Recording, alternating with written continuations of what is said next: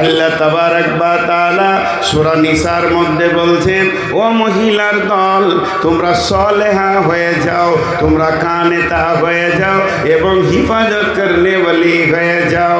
তোমরা ধীর চলবে, তোমাদের উগ্রমতি চলা যাবে না। জিহাদের মতো ইবাদতটা তোমাদের জন্য ফরজ নয়, অতএব তোমাদের উগ্র হওয়ার কোনো কারণ নাই। তোমরা চাপা থাকবে এবং ধীর মস্তিষ্কে তোমরা নামাজ রোজা করবে, স্বামীর খিদমত করবে, আর কি করবে, নিজেকে পর্দার ভিতরে গুটিয়ে রাখবে। শুধু তাই নয়, অল্পে সন্তুষ্টি হয়ে জীবন চালাবে। তোমাকে ধৈর্যশীলা হতে হবে। মা মেয়ে হয়ে জন্ম নিলেই ধৈর্যশীলা হতে হবে, কারণ পুরুষকে আল্লাহ সৈন্য করেছেন, উগ্র করেছেন। পুরুষ যদি উগ্র না হয়, জিহাদের মতো কাজ করতে পারবে না।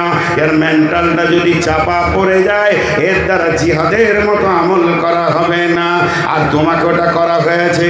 আর কি বলেছেন আল্লাহ, ওয়াল হাফিজুনা লিল গায়বি বিমা হাফিজাল্লাহ। তুমি হিফাজত করনে ওয়ালি হয়ে যাও। কিসের হিফাজত করবে? তোমার বডির সিকিউরিটি তোমাকে নিজেই হতে হবে। যে তোমাকে মহারানা দিয়েছে, তোমার বডির মালিক হলো সে। অতএব তুমি তোমার যৌন জগতে অন্য পুরুষকে এনে আনন্দ দিতে পারবে না। তোমার অঙ্গভঙ্গি, তোমার চিরল দাঁতের হাসি, তোমার চোখের চাউনি, তোমার ভঙ্গি দিয়ে অন্য পুরুষকে আনন্দ দিতে পারবে না। তোমার যৌবনকে চাপা দেওয়া হয়েছে, ঢাকা ঢুকি দিয়ে ধীর মস্তিষ্কে তুমি দুনিয়া করবে। তোমার স্বামী চলে যাবে চেন্নাই, কেরলে, দিল্লিতে, মুম্বাই, বিদেশে কাজের জন্য গিয়ে লম্বা টাইম সেখানে বাস করবে। তোমাকে ধৈর্যশীলা হতে হবে। তোমাকে উগ্র যৌবনের জন্য দেওয়া হয়নি। তুমি সমস্ত মামির মাল এবং বডিকে হেফাজত করবে, নিজের বডিকে পর্দার ভিতরে রাখবে। বন্ধুরে, মুফাসসিররা বলছেন, যদি একবার পুরুষের উগ্র যৌবনটা কোনো নারীর ভিতরে ভরে দেওয়া যায়, পুশ করে দেওয়া যায়, পুরুষের ভিতরে যে যৌন তাড়না আছে, এটা যদি কোনো নারীকে দিয়ে দেওয়া যায়, ওই নারী শরীরে কাপড় রাখবে না, বাড়ির পর্দায় থাকবে না, মাঠে মাঠে পাগলের মতো দৌড়ে বেড়াবে। অতএব হে নারী কুল, তোমাকে এর জন্য চাপা যৌবন দেওয়া হয়েছে। আর পুরুষকে দেওয়া হয়েছে উগ্র। হাজি আমার মোচ আনেছেনে নাই, দেখতে পেয়েছেন? কথা বলে না লোকগুলো, মনে মনে ভাবছে কথা বলার পালি তো আপনার, আমরা কেন বলবো? মুখ খুলেন একটু করে। লোক যেছে, বুঝতে পেরেছেন? লোক উঠছে, বুঝতে পেরেছেন? 12টা হলে ময়দান খালি হয়ে যাবে। যারা পালাইছে ওদের দলে লোক আমি, ওরা ঠিক করছে।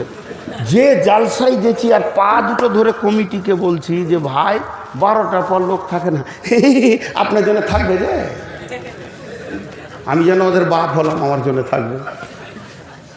যত দামি বয়ান করা হোক, এখনকার মানুষ 12টা পরা থাকবে না।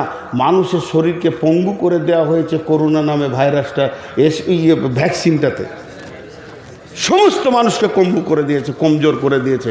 কারো ক্ষমতা নাই আগেকার মতো স্ট্রেংথ নিয়ে কাজ করা, পঙ্গু করে দিয়েছে। কি ভাবছেন? হ্যাঁ, এর জন্যে মানুষ উঠবি। আপনারা একবার আমার সঙ্গে কথা বলেন, পুরুষকে মোচ দিয়েছে না দেয়নি?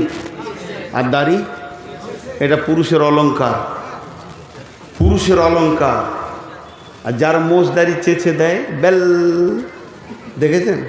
ছোট ছেলে যদি রাতে উঠে দুধ খাবো, তো মা না বাপ বুঝতে পারবে না কার বুকে যে ও হাত দিবে। দুজনেই শুয়ে আছে, দুটাই বেল। হ্যাঁ, বাচ্চা ছেলে, ওর হুঁশি নেই যে কোথা দুধ খেতে হয়। এই মোচ কেটে শেষ হয়ে গেছে। হজরত উমর দাঁতন রেখে মোচ কাটতেন, হজরত আলী দাঁতন রেখে মোচ কাটতেন। এখানে এরকম বড় মোচ, খালি এরকম একবার মোচে হাত দিয়ে যদি দাড়িটা এরকম করে লেবেল করা হয়, তো কাফেররা 3বার হিসু করে দিবে যে ঘটনা কি, প্ল্যান কি করছে, কলজেটা নিবে না ভ্যাঁসাটা নিবে, যে দাড়ি নেই সে কী করবে। তো পুরুষের যৌবন উগ্র। কেন উগ্র করা হলো? বিসমিল্লাহির রহমানির রহিম। আত-তাইবুনাল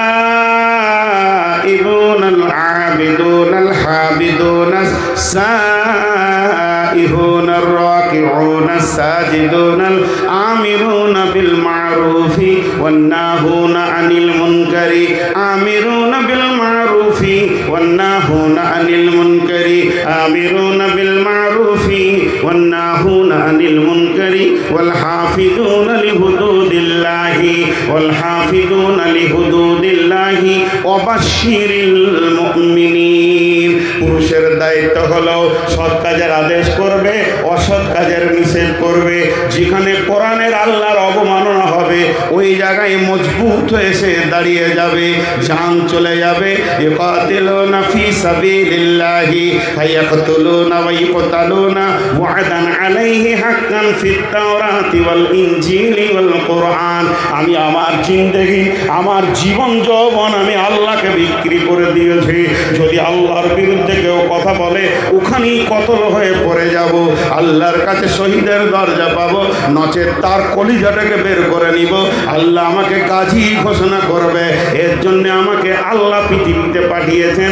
যদি পুরুষের যৌবন উগ্র না হয়ে চাপা হতো, ঝামেলার খবর শুনলিলে পে ঢুকত।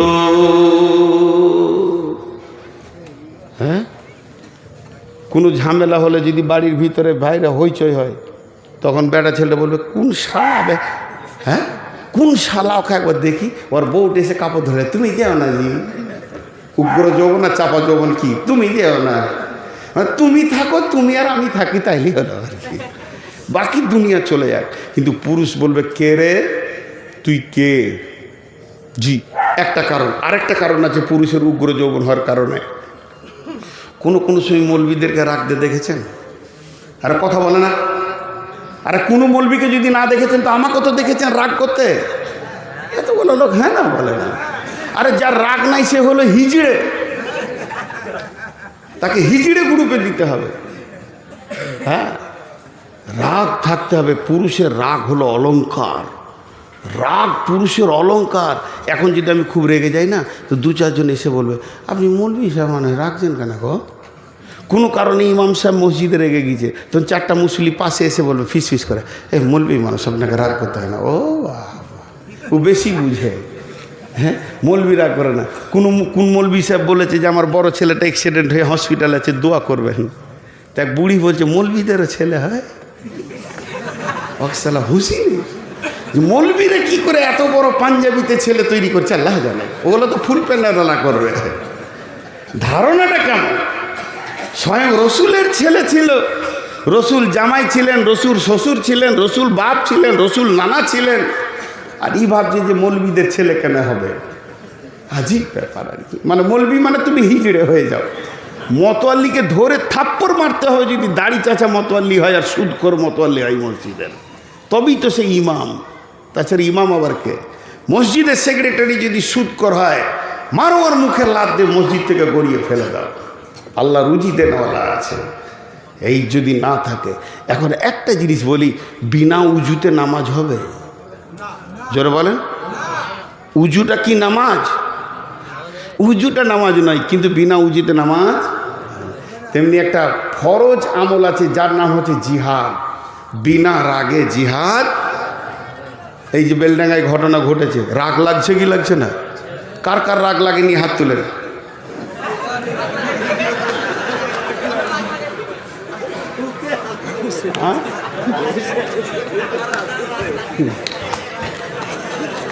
যারা হাত তুলেছে ওদের রাগ বেশি। বন্ধুরা, প্রকাশ্য মাইকে বলছি, আমিও ভারতবর্ষের মাটির একটা সন্তান। আমার একটা ব্যালট আছে, আমার একটা মতামতের মূল্য আছে, আমার একটা পশ্চিমবঙ্গে একটা আমার ভারতের মাটিতে ব্যালট আছে, মানে আমার একটা মতামত আছে, আমি সরকারকে মত দিতেই পারি, ঘোষণা করতে পারি। এই রকম পঙ্গু সরকারকে জুতিয়ে নামিয়ে দেওয়া ভালো, যার দ্বারা দেশ অটল। ও ছেলেটা বলে যে লিখেছে বড় অপরাধ নয়, সব থেকে বড় অপরাধ দিল্লির মসনাদে যে বসে আছে হারামখোর বেঈমান, এর দ্বারা দেশ চলবে না। প্রথম পিটানি ওকেই শুরু করতে হবে। তার কারণ হচ্ছে গাছের গোড়া কাটলে ডাল আপনি রাস্তা বেছে নেবে।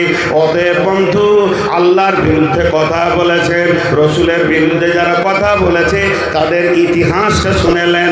তাদের ইতিহাস আজ পর্যন্ত যত বেঈমান আল্লাহ এবং রসুলের সঙ্গে বেঈমানি করেছে তাদের দুইখানা ইতিহাস। এক নম্বর হচ্ছে হয় তারা মুসলমান হয়ে গিয়ে কালেমা পড়ে নেয়, আর না হয় তাদের পৃথিবীতেই দৃষ্টান্ত শাস্তি আল্লাহ দেন। আমরা আল্লাহর কাছে দোয়া করব, মাবুদ যে বেঈমান লিখেছে তাকে তুমি কালেমা পড়ে আমাদের দলভুক্ত ভাই বানিয়ে দাও। আর এই দোয়াটা যদি তোমার কলমে কবুল না হয়, দৃষ্টান্ত শাস্তি নিয়ে পৃথিবীতে তাকে সারা পৃথিবীকে জানিয়ে দাও। আল্লাহ তাবারক ওয়া তাআলা বলছেন যে আল্লাহ এই পুরুষদেরকে উগ্র যৌবন দেওয়ার কারণ এটাই, তারা দেশ সামালবে, দশ সামালবে, ভারতের মাটিকে যেন কেউ অপবিত্র না করে সেই দিকটা তারা খেয়াল রাখবে। শুধু নয় তারা কোরআনের হেফাজত করবে। শুধু এই পর্যন্ত নয়, সারা দেশের উন্নতির দিকে লক্ষ্য করবে। যার দ্বারা দেশের ক্ষতি হবে তাকে দুনিয়া থেকে সরিয়ে দেবে। শুধু এই পর্যন্ত নয় বন্ধুরা আমার, যুবকদের আর একটা ডিউটি রয়েছে, ওয়াল হাফিজুনা লিহুদুদিল্লাহ, আল্লাহর আইনের সিকিউরিটি ফোর্সের কাজ করবে। আর দ্বিতীয় নম্বর যেটা, ফাইদা কুদিয়াতিস সালাতু ফান্তাসিরু ফিল আরদি ওয়াবতাগু মিন ফাদলিল্লাহি ওয়াযকুরুল্লাহা কাসীরান লাআল্লাকুম তুফলিহুন। আল্লাহ যুবকদেরকে বলছে যখন তোমাদের নামাজ শেষ হয়ে যাবে তখন তোমরা জমিনে ছড়িয়ে যাও হালাল রুজি উপার্জনের জন্য। এই ইনকামের দায়িত্বটা আল্লাহ নারীকে দেয়নি, পুরুষকে দিয়েছে।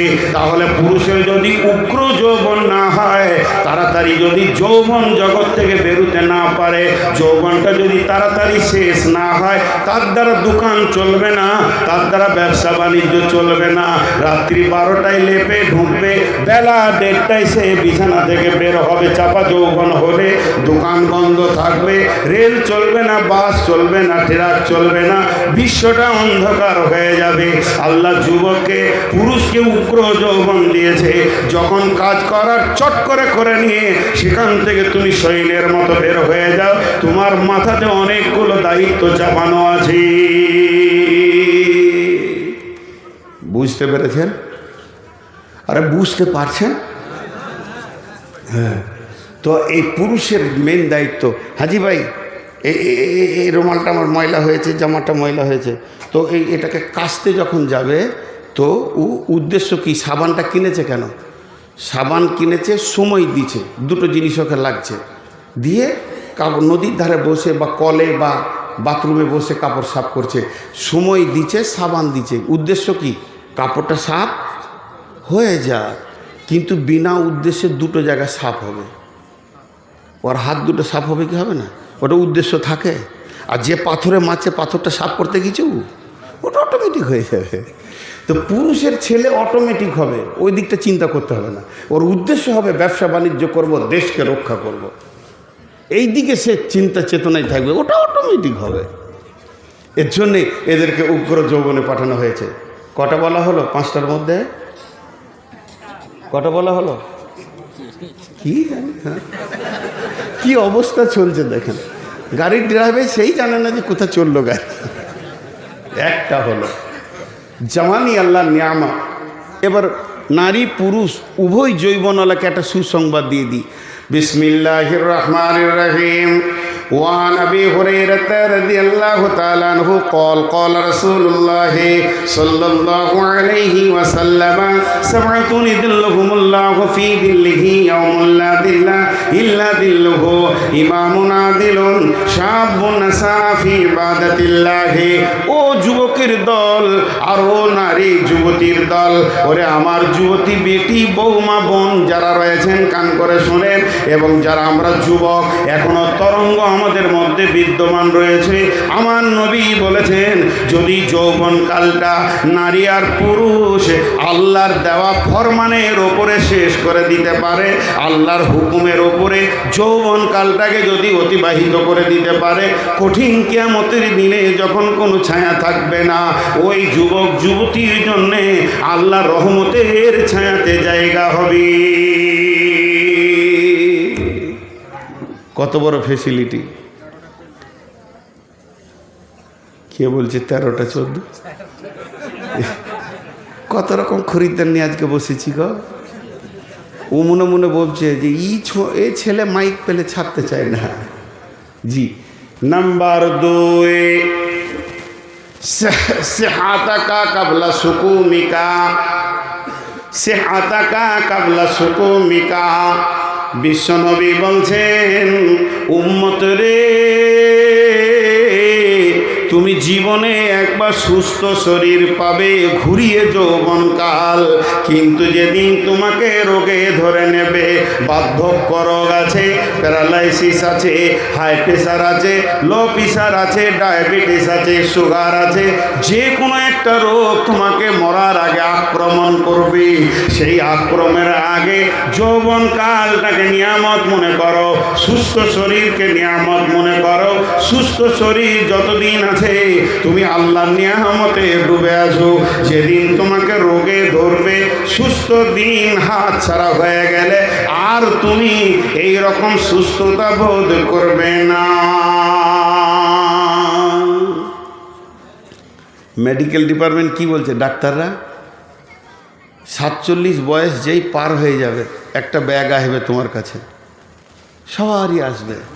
যারা 47-এর নিচে আছে এরা ফিক ফিক করে হাসছে। জি আসবে। 47 বয়স হলেই একটা ব্যাগ এসে হাজির হবে, তার নাম হচ্ছে ওষুধ। পকেটে থাকবে, এখানে থাকবে, ফুরুক ফারাক চলবে, উপায় নাই।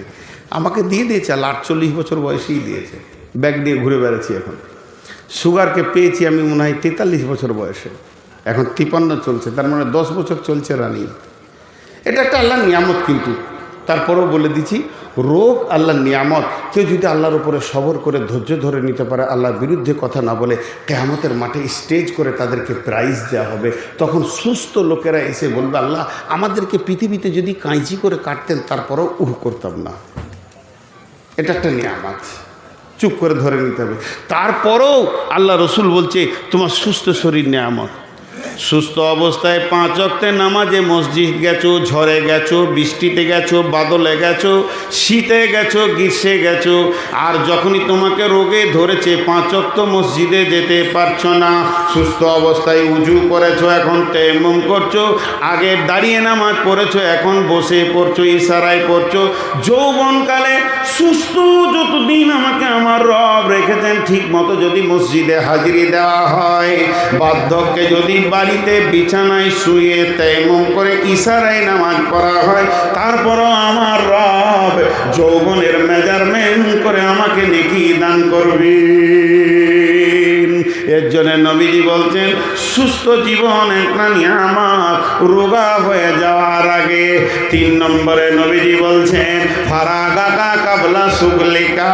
ফারাগাকা কাবলা সুগলিকা, সময় একটি নিয়ামত, বইয়ে চলে যাওয়ার আগে, হাতছাড়া হয়ে যাওয়ার আগে, সময় তোমার বইয়া যায় রে মুমিন ভাই, সময় তোমার বইয়া চলে যায়।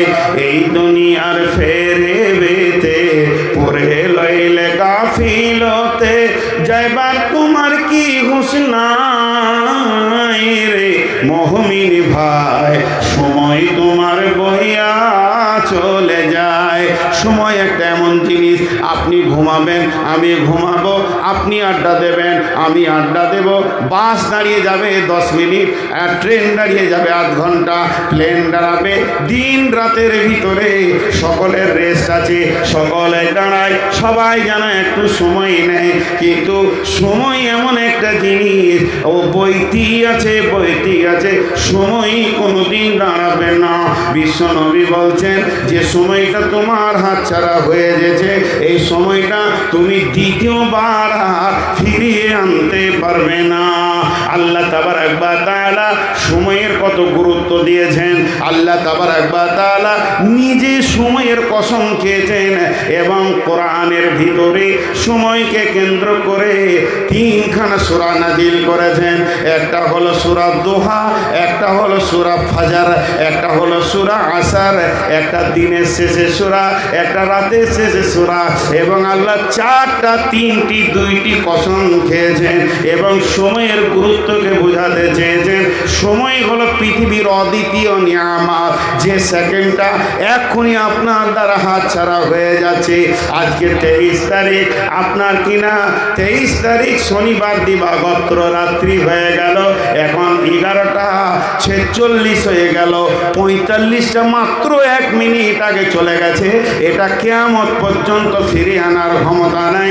বিশ্বনবী বলছেন উম্মতের সজাগ থাকবে, সময়কে কাজে লাগাবে, খবরদার অবহেলায় সময়কে পার করে দিও না। একজন মুফাসসির বলছেন সূর্য কথা বলে। ভাই এটা হাদিস নয়, এটা মুফাসসির ইসলামী চিন্তাবিদের কথা। যখন সূর্য পূর্ব দিকে উঠে তখন দুনিয়াবাসীকে বলে, রে ও রঘুপুরবাসী, দুনিয়াবাসী শোন, তোর কপালে আবার একটা দিন তুই পেয়ে গেলি, তওবা করার সুযোগ পেয়ে গেলি, সময়কে কাজে লাগা, এখনো তুই মসজিদে ঢুকে যা।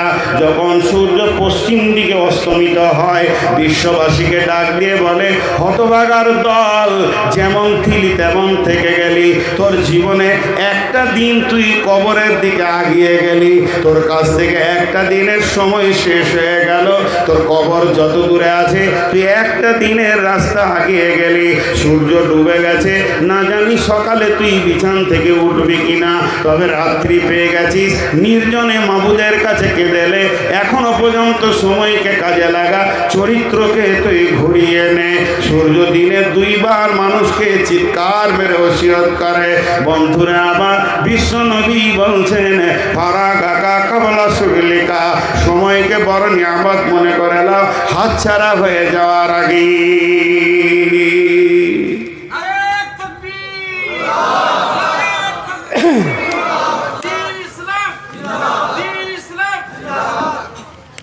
কয়টা হলো?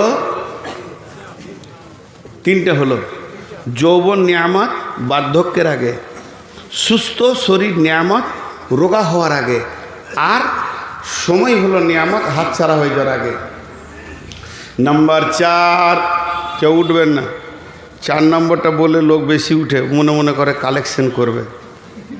না, আমি তফসির করব, কালেকশন করব, শেষকালে করব। মন যাবে দেবেন না, মন যাবে না দেবেন।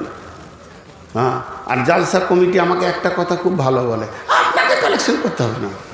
যদি বলি যে আমাকে 9টায় দেন কালেকশন, না না না, আপনার কালেকশন, আপনার কালেকশন করতে, এদিক দিয়ে আমি বেঁচে আছি আর কি, মাশাআল্লাহ। 1 পয়সা দেবেন না, ঘর চলে যাবেন। কিন্তু তফসিরটা শুনেন। বিশ্বনবী বলছেন গেনাকা কাবলা ফাকারিকা, এমন একজন ব্রেন বলছেন আল্লাহর পরে পরে যার স্থান, সারা পৃথিবীর বিজ্ঞানীকে এক জায়গায় করে দিলে রসুলের ব্রেনের সঙ্গে পারবে না। আমার নবী বলছেন গেনাকা কাবলা ফাকারিকা, তোমার কাছে যখন মাল আসবে, মাল যেন তোমার ডানে বামে হাতে পায়ে পকেটে নিচে সবসময় মাল তোমার কাছে থাকবে। তখন তুমি মালকে চট করে কাজে লাগিয়ে লাও। একদিন মাল তোমার হাত ছাড়া হবে, সেদিন তুমি পস্তাবে। আল্লাহ কোরআনে বলছেন ইয়াহসাবু আন্না মালাহু আখলাদা, ইয়াহসাবু আন্না মালাহু আখলাদা। আমার গোলামেরা ধারণা করে আমার মাল আমার হাত ছাড়া হবে না। কবি নজরুল বলছেন ধরণীর বুকে যত আশা আর রচিন সম্পদ যত, তোমারই মাটিতে মিশায়া যাবে হায় আমার দেহের মতো। আজকে আমি বলছি দেন ভাই, আমার আগে ইমদাদ বলছে দেন ভাই, আর কেউ বলছে দেন ভাই, কমিটি বলছে দেন ভাই। কিন্তু এমন একটা দিন আসবে, আল্লাহ তাবারক ওয়া তাআলা সূরা হাদীদে বলছেন মানুষ জাহান্নামে যাওয়ার পর দান করতে চাইবে। আল্লাহ সূরা হাদীদে বলছেন যখন তারা জাহান্নামে আগুনে চলে যাবে, ফালিয়াউমা লা ইয়াখুযু মিনকুম ফিদিয়াতুন ওয়ালা মিনাল্লাযীনা কাফারু মাওয়াকুমুন নার ওয়া বিইসাল মাসীর। তারা যখন জাহান্নামের অতল তলে চলে যাবে, চারিদিক থেকে আগুনের সাঁড়াশি আক্রমণ পাবে। তখন তারা মনে মনে ভাববে, আলেম ওলামারা বলেছিল বিপদে পড়লে ফিদিয়া করো, সাদকা করো, তুমি বেঁচে যাবে। ও তখন জাহান্নাম থেকে আল্লাহকে ডাক দিয়ে বলবে, রব্বি, আপনি যেদিন আজরাইল পাঠিয়ে আমাকে নিয়ে এসেছিলেন সেদিন আমি টাকা পয়সা, জমি জায়গা, সোনা দানা, পুকুর বাগান, ছেলে পিলে, বউ বিবি মা বাপ সবকে ছেড়ে দিয়ে চলে এসেছি। তারা কোথা আছে আমি জানি না, কিন্তু আপনার আয়াতে রয়েছে মাহবুদ রে, সমস্তগুলো আমি দান করে দিলাম। আমার জমি জায়গা, পুকুর বাগান, সোনা দানা, ছেলে পিলে, বউ বিটি দান করে দিলাম। সবগুলোকে জাহান্নামে দিয়ে আমাকে তুমি বাঁচিয়ে দাও। আল্লাহ বলবে, হে জাহান্নামী, তুমি শোনো, তুমি সময়কে কাজে লাগাওনি। তোমার কাছে যেদিন ভিক্ষা মাঙ্গা হয়েছিল সেদিন তুমি আমাকে, আমার লোকদেরকে অপমান করেছ। আজকের দিনে দান নেওয়া হবে না, তোমার সে সুযোগটা হাতছাড়া হয়ে গেছে। মাল একদিন তোমার কাছে ছিল, সেদিন তোমার অহংকারে বুক ভরে গেছিল, তুমি এতটা ইসলামকে ভালোবাসনি। একবার তুমি ভেবে দেখবে, ছেলের স্কুলে কত খরচা করেছো, ইংলিশ মিডিয়ামে কত খরচা করেছো, মিশনে কত খরচা করেছো, বিবির কসমেটিক্সে কত গেছে, মেয়ের প্রেমে পেটিকে ভালোবেসে কত টাকা নষ্ট করেছো, কত টাকা ব্যয় করেছো। ছেলে পিলে, বউ বিটি, মা বাপ, টোটাল খরচাটা হিসাব করবে। আর আল্লাহর পাল্লাতে তুমি বছরে কত দিয়েছো একবার হিসাব করে দেখবে। তাদের থেকেও যদি 1 টাকা বেশি দিয়ে থাকো তাহলে তুমি আমার প্রেমিক, নচেত তুমি আমাকে 10-20 টাকা দিয়ে সান্ত্বনায় দিয়ে রেখেছ। শুনে নাও, বিশ্ব নবী বলছেন, মাল একবার তোমার হ্যান্ডেলে থাকবে, মালের হ্যান্ডেল তোমার হাতে থাকবে। যেদিন মাল তোমার হাতছাড়া হয়ে যাবে, মাথা ঠুকলেও দ্বিতীয়বার ফিরে আসবে না। ফকির 2 রকম। আমার কাছে এখন 50 কোটি টাকা আছে, আল্লাহ কালকে আমাকে রাস্তার ভিখারি বানাতে পারে না? এটা একটা ফকির। আর একটা ফকির কেমন, 50 কোটি টাকার মালিক ধরেন, 96 বয়স ক্রস হয়ে গেছে, তো মাথায় আর হুঁশ নাই। বৌমাকে জিজ্ঞেস করছি, হাবিবা, জি আব্বা, নাস্তা করলাম আমি। হ্যাঁ বা, আপনি রুটি খেলেন? মনে নেই, বয়সে এটা হয়ে যায়, খেয়াল নাই। আজান হলো মা, আর আপনি তো নামাজ পড়ে এলেন, ও দেখছিস, খেয়াল নেই। এটা হয় একদিন, যখন এই বয়সটা হয়ে যাবে, ব্রেন কাজ করবে না, তখন ছেলেরা বুঝে নেবে আব্বা আর ব্যবসা সামালতে পারবে না। ছেলেরা ভাগ করে নিল 25 কোটি করে। আর ব্যাংকওয়ালা, টাকাওয়ালা কি টাকা দেয়? জি, আজকে আমাকে ফোন করছে যে আপনার সিয়াজ গাড়িটাতে লোন এসছে। তো তোর কি হলো? তা আমার কুটকুটি নেই, তোর কিসের কুটকুটি? ফোন কেটে দিলাম। আমার টাকার দরকার নেই তো তুই কিসের টাকা দিবি? টাকাওয়ালাকে টাকা দেয়। ওর আবার আরও 25 কোটি করে ঋণ করেছে। একবারে বাইপাসে গিয়ে টোল ট্যাক্সির ওখানে বড় বড় ফ্যাক্টরি করছে, এবারে হাঁজিড়ি লেগে গেছে। আর এই বুড়া লোটার লাঠি, একটা গেঞ্জি, আর কিছু নাই। তো বাপকে ভালোবাসে, খেতে দেয়। মসজিদের পাশেই ঘর। সকালবেলায় মসজিদে ছাদ ঢালাইয়ের কালেকশন চলছে। মৌলানা সাহেব বলছেন, মাম বানা লিল্লাহি মসজিদান বানাল্লাহু লাহু বাইতান ফিল জান্নাহ। যে মসজিদে দেবে তাকে আল্লাহ জান্নাতে দেবে। ও তখন ঝরঝর করে কাঁদছে, মনে মনে ভাবছে যদি 50,000 টাকা দিতে পারতাম ছাদে। খুব চিন্তা করছে, 20,000 তো দেওয়া যায়। বড় ছেলে মোটর সাইকেলে ঢুকছে, বুলেট নিয়ে বট করে। কে রে, হবিবুর নাকি রে বাবা? জি আব্বা বলেন। হ্যাঁ আমি হবিবুর। চোখে কম দেখছে? এলি বাবা বাড়ি? বলে হ্যাঁ। তো 20,000 টাকা বললাম, 20,000 টাকা চাইছিল। টাকাই করো বাবা, টাকাই করো বাবা। কী দরকার বলো, আপনার যা দরকার এনে দিব। ওষুধ শেষ হয়ে গেছে? বলে না, মসজিদে ছাড় ঢালে। ছাড়, মৌলবীদের কথা ছাড়ো। আমাদের কি হচ্ছে ঠিক না, এখন 30 কোটি টাকা ঋণ করেছি, আবার মসজিদে ছাদের টাকা। ছাড়ো, ঘর দিয়ে টেনে নিয়ে চলে গেল। মনে মনে ভাবছে তাহলে 5,000 টাকা বলি ছোটো বেটাটাকে। হ্যাঁ, ও যখন বুলেট নিয়ে ঢুকছে তো বাপ লাঠিতে ঠ্যাক দিয়ে কোনো রকম দাঁড়িয়ে বলছে, কিরে জামিরুল এলি নাকি? এবার 5,000 বলবে। জামিরুল এলি নাকি রে? কি হলো তোমার? এমন হুঙ্কার দিলে তখন শুকনা বিনা পানিতে ঢোক গিল। বলছি তো এলি নাকি, এটা শুধাইলাম। বিশ্বনবী বলছেন, কাগজ নাও, কলম নাও, তোমার মতো ভিখিরি আর পৃথিবীতে কে আছে? থাকতে গরু বইনা হাল, তার দুঃখ সর্বকাল। 50 কোটি টাকার মালিক, 5,000 টাকা দেওয়ার ক্ষমতা হলো না। এই ছেলেগুলো দোষী নয়, ছেলেগুলো দোষী নয়, ছেলেগুলো দোষী নয়। আঙ্গুরের আঁঠিতে আঙ্গুর হবে, নিমের আঁঠিতে আঙ্গুর হবে না, ন্যাংরার আঁঠিতে ন্যাংরা হবে, ফজলির আঁঠিতে ন্যাংরা হবে না, গুঠির আঁঠি বসালে ফজলি হবে না। তার মানে ছেলেগুলো যখন ছোট ছোট বাচ্চা ছিল, তুমি তখন তাগড়া জওয়ান ছিলে, তুমি বুলেট গাড়ি নিয়ে দোকানে যেতে আসতে, ব্যবসাতে যেতে আসতে, ভিখিরিরা পয়সা চাইলে ধূমকেতের দিতে। তোমার বিচের মাল তোমার মতো হয়েছে, আর চিন্তা নাই, তোমার বিচের মাল তোমাকে দান করবে না। এর জন্য একজন মুফাসসির বলছে, নিজের হাতে দান করিও না, পারলে ছেলের হাতে দাও। ছেলেকে দিয়ে বলো, বাবা মাদ্রাসায় কালেকশন চলছে, এই 2,000 টাকা তোমার দাদার নামে দিয়ে এসো। আমার আব্বা নীরব নগরে শুয়ে আছে বহুদিন, তার জন্য আমাকে মাল পাঠাতে হবে। যখন আমি 5,000 টাকা আমার ছেলেকে দিয়ে বলবো তোমার দাদার নামে দিয়ে আসো, ছেলের চেতনা বাড়বে, আমাকেও আমার বাপের জন্য দিতে হবে। আমের আঁঠি আম হবে, তবেই ন্যাংরার বিচে ন্যাংরা হবে।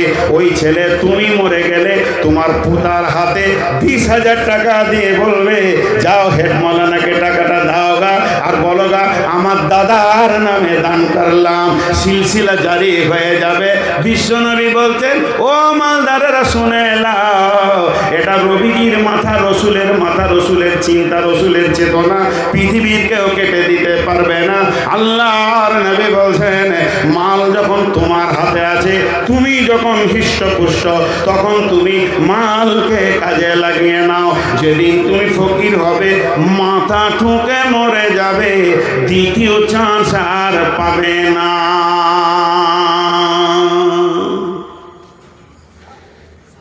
সব উঠছেন কেন গো?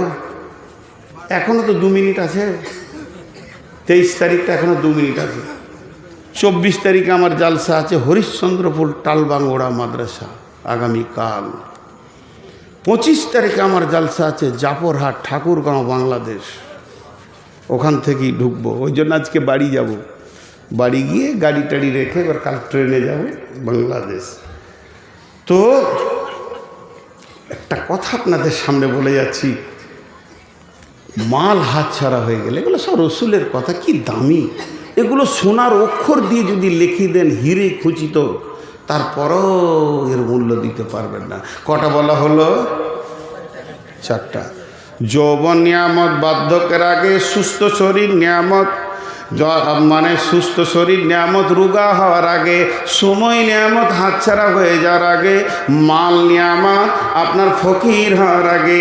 5 নম্বরটা বলবো, এক চান্সে বুঝে নেবেন, কিন্তু উঠে যাবেন না। পরে 3 মিনিটের একটা কথা আছে। বিশ্বনবী বলছেন, হায়াতিকা কাবলা মাউতিকা। এটা এমন একটা আরবি, পৃথিবীর সবাই বুঝে নেবে, পাগলেও বুঝে নেবে। বিশ্বনবী বলছেন, যতদিন তুমি বেঁচে আছো, জীবনটাকে বড় নিয়ামত মনে করে নাও। যেদিন তুমি মরে যাবে, সেদিন তোমার সব হাতছাড়া হয়ে যাবে। আর একটা নেকি বাড়ানো যাবে না, একটা গুনাহকেও কমানো যাবে না। যে কটা লোক উঠেছেন, 1 2 3 4 5 6 7 8 9 10, একবার আসেন, মুসাফা করব। আসসালামু আলাইকুম। আমি আপনাদের ছেলে মারি নাই, কাউকে ধরে কষ্ট দিই নাই। মুসাফাটা করে যান, মুসাফাটা করে যান। যে কটা উঠেছেন, আল্লাহ রাস্তা দিচ্ছি, নাহলে ঘর যাবেন না, সোজা হাসপাতাল যেতে হবে। ঢালাইয়ের রাস্তায় উবুর হয়ে পড়বে। পরিষ্কার কথা বলছি। কত আছে? একজনও উঠবেন না, কিন্তু আমার কথাটা শেষ হতে দেন। এই যে লোকগুলো পালালো, এদের মার্কাটা মেরে দিয়ে আগে। আমি কাউকে ভয় করি না, এরা নিজেদেরকে চালাক মনে করে নিলে, কিন্তু এরাই হচ্ছে সব থেকে বোকা, পৃথিবীর সব থেকে বোকা এরাই। জি বসেন, যাবেন না এখন, চুপ করে বসেন। কিসের এত পাগলামি? কেন বোকা? দেখেন, আমি ফতোয়া দিতে পারি না, দিব না। খালি একটা কথা আজকে বলবো, আলেম ওলামা আছে, যদি ভুল হয়ে যায় তা আমার এই সভাতে এসে কানটা মুলে দেবে, আমি হেসে গ্রহণ করে নিব। মুনাফিকের আলামত হচ্ছে তিনটি: মিথ্যা কথা বলে, ওয়াদা খেলাপ করে, আমানতে খেয়ানতি করে। পরোক্ষভাবে তিনটা আল্লাহ রসুল আরও বলেছেন। রাতের নামাজ অর্থাৎ এশা আর ফজরের নামাজে কষ্ট হয় মুনাফিকদের। দ্বিতীয় নম্বর বলেছেন অল্প কথায় মুখ খিস্তি করে যারা গালাগালি দেয় তারা মুনাফিক। আর 3 নম্বরে বলেছেন, আর বটেও ঘটনা, জিহাদের ময়দান থেকে যারা পালিয়েছিল তারা কে? আল্লাহ রসুলকে এত কষ্ট দিয়েছিল না ওই উবাই ইবনে খাব, যখন তবুকের যুদ্ধ থেকে অভিযান ফিরছে তো তলাই তলাই সাহাবীদের ভিতরে, এটা করিস না, ওইটা করিস না, মোহাম্মদের সঙ্গে যায় না, ওর মাথা খারাপ আছে, এই করে করে থাকতো দলে, এই কাজটা করতো। তো এই জিহাদের ময়দান থেকে, ওহুদের মতো জিহাদের ময়দান থেকে অর্ধেক রাস্তা থেকে লোককে ঘুরিয়ে নিয়ে চলে গেছিলো 300-350 লোককে। কে? মুনাফিক। তো এই টাকা কালেকশন করাটা হলো জিহাদ। কোরআনে আছে মাল দেওয়াটা জিহাদ। আর এই অবস্থায় যারা উঠে পালিয়ে যায় তারা আল্লাহর নজরে ভালো মানুষ লয়। আমি কতক্ষণ বসিয়ে রাখবো আপনাদেরকে?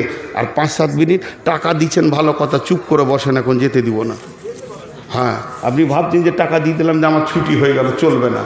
আমার এই 10 মিনিট আপনাদের কাছে টাইম নিচ্ছি। 10 মিনিটের আগে যে যাবে ও মাল গোলমাল, ওকে বাড়ি যেতে দিবে না, সারা রাত ঘুরঘুর করবে, খালি রাস্তা ভুলে ঘুরঘুর করবে। সকালবেলায় দেখবে যে আবার এখানে রঘুপুরে দাঁড়িয়ে আছে। হ্যাঁ, এমন দোয়া দিয়ে দিব না। জি, তো আমি আপনাদের সামনে 9টা মিনিট চেয়ে নিলাম। এই 9 মিনিটের ভিতরে আপনাদের সঙ্গে আমি আলাপ শেষ করব। টোটাল বক্তব্যটা খালি 1 মিনিট দিব। আমি প্রথমে যে আয়াতটা পড়েছি সেই আয়াত থেকে আপনাদেরকে সারাংশ দিয়েছি। গাফিল কোনোদিন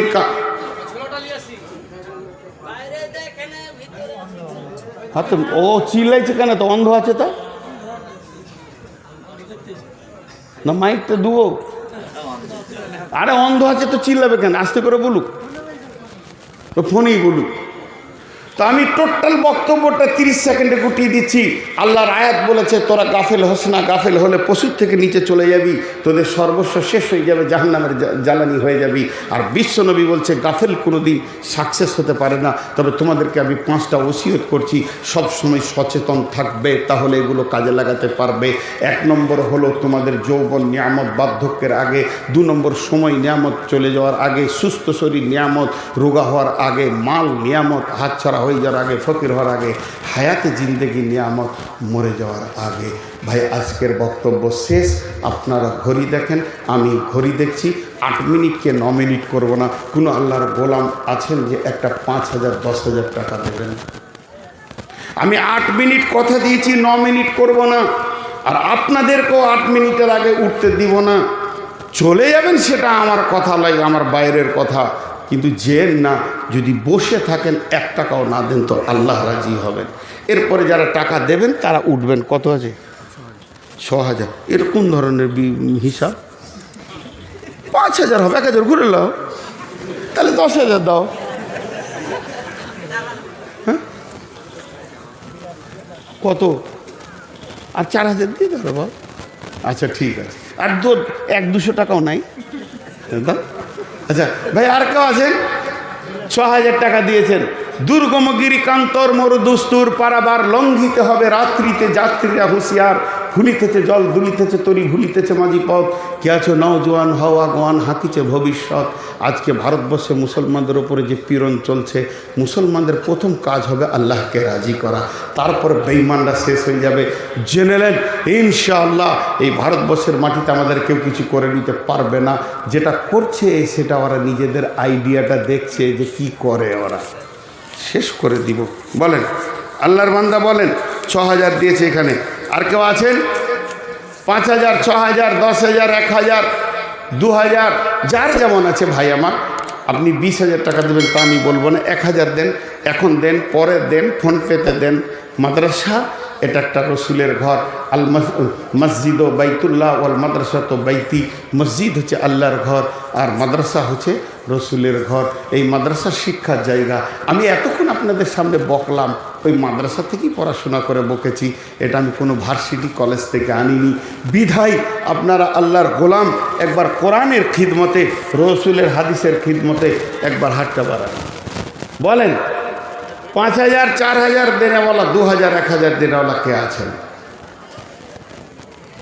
টাইম কিন্তু আমার হাতে আর 4 মিনিট আছে। জি, মা বোনেরা চলে যান না, ওখানে চাদর আছে। মা বোনেরা আপনাদের ওখানে চাদর হোক আর যাই কিছু আছে, যে ব্যবস্থাপনা কমিটি দিয়েছে তার ভিতরে আপনারা টাকাগুলো দেন, চলে যান না।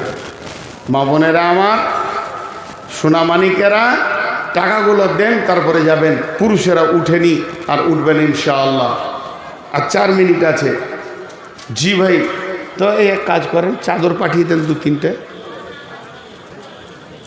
জি, চাদর পাঠিয়ে দেন।